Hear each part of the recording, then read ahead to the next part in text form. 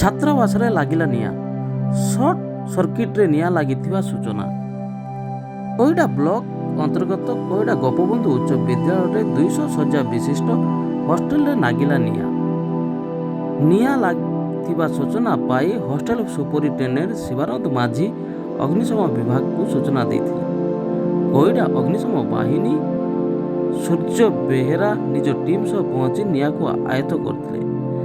ନିଆଁ ଲାଗିବା ସମୟରେ ଛାତ୍ର ସମୂହ ବିଦ୍ୟାଳୟରେ ଅଧ୍ୟୟନ କରୁଥିଲେ ବୋଲି ବଡ଼ ଘଟଣା ଘଟିନଥିଲା, କିନ୍ତୁ ଛାତ୍ରଙ୍କର ବେଡ୍, ଆସବାବପତ୍ର, ଡ୍ରେସ୍, ବହି, ଖାତା ପୋଡ଼ିଯାଇ ନଷ୍ଟ ହୋଇଯାଇଛି ଏବଂ ଏହା ସର୍ଟ ସର୍କିଟ୍ରେ ନିଆଁ ଲାଗିଥିବା ଯାହା ଅଗ୍ନିଶମ ବାହିନୀଙ୍କ ସୂଚନାରୁ ପ୍ରକାଶ।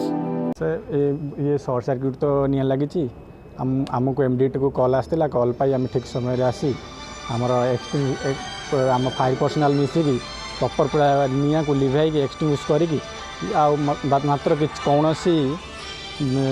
जीवन नष्ट होना आ कौन अल्प बेड फेड सब जली जाइए।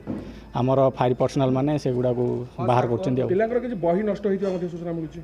हाँ पिलांर किसी भी बही भी नष्ट हो जाए जेहेतु निया जली केते गुड़िए बही भी जली जाइए। बही कपड़ा एवं कौन सब सामग्री बही कपड़ा बेड से जहाँ आसबाक जिनस ड्रेस पत्र क्यों कारण लगी ये तो निश्चय शॉर्ट सर्किट रु निहाटी लगी।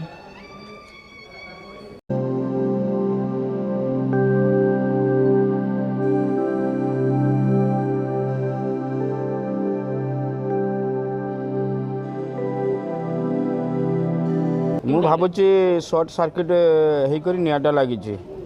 କେତେ ବଡ଼ ପାଖାପାଖି ହେଇଥିଲା ଏଇଟା? ପ୍ରାୟ ଆମେ ତ କ୍ଲାସ୍ରେ ଥିଲୁ, ପ୍ରାୟ ସମୟ 12ଟା 45 ହେବ।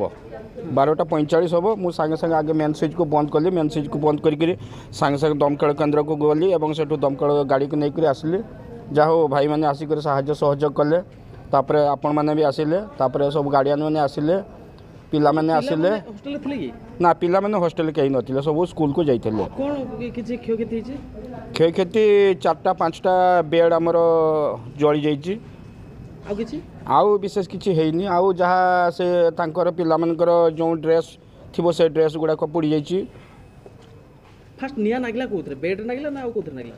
ସେଇଟା ତ ଭିତରେ ମୁଁ ଦେଖିନି। ଜଷ୍ଟ ଖାଲି ବେଡ୍ ଗୁଡ଼ାକ ଆମେ ଯେତେବେଳେ ଭିତରକୁ ପଶିଗଲୁ ବେଡ୍ ଗୁଡ଼ାକ ନିଆଁ ଲାଗିବାର ଆମେ ଦୃଶ୍ୟଟା ଦେଖିଲୁ।